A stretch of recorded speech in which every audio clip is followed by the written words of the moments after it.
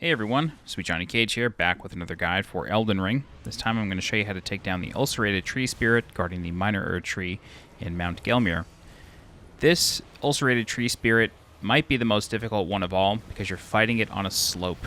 And fighting things on slopes in these sorts of games is very difficult to do. The boss moves erratically, sometimes its hitbox is not actually present on the ground, and you can't even see the thing, and then it still just ends up hitting you. So, the fight is the same if you've fought other Ulcerated Tree Spirits. This one doesn't do anything new. However, the explosive damage that it can do is quite deadly because there is a lot of debris on the ground, preventing you from running away as quickly as you might like. One of the major abilities you got to watch out for from the boss is that head slam that I just got rocked by. That's really hard to tell when it's about to happen because of the way the camera works in this game. The boss is huge, it's slithering around, and especially because you're on a slope, you can't always see the boss's head. So there's not a huge tell on its body when it's going to happen, but you just gotta do your best to hold up your shield if you feel like the boss is about to attack. Just kind of use your spidey sense to tell. One of the other moves you gotta look out for is that big flying move right there. It's easy enough to avoid because the boss is in the air and very clearly gonna come after you.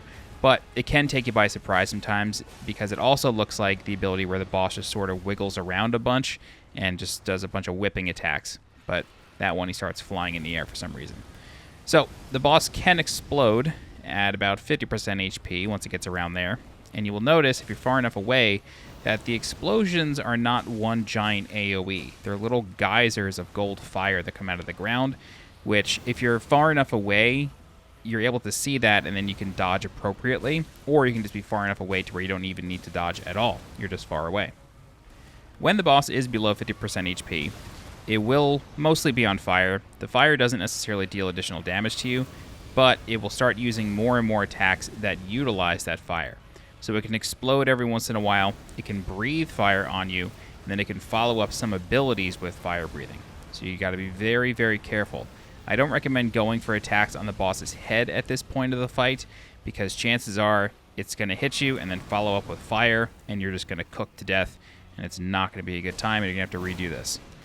Another ability to be on the lookout for is that hand slam. I've noticed that when you are sort of smack center in the boss's belly, it doesn't really use that, but if you're ever too far off to the side, it will start slamming its hands.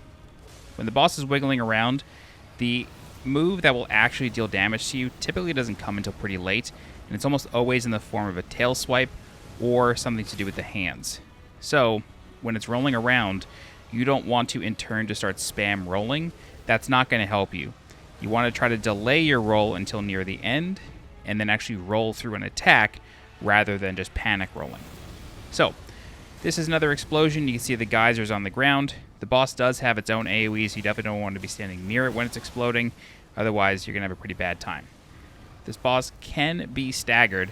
However, because of the wide open area of the arena, chances are you're not going to be able to deal enough consistent damage to make it happen, unless you're using some sort of big two-handed weapon or possibly some major spells.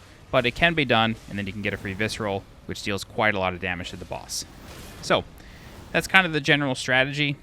When you are close to it, I recommend keeping your finger pretty close to the shield button if you are a shield user, because this way you will be able to block very quickly if you need to. The boss can move very, very fast.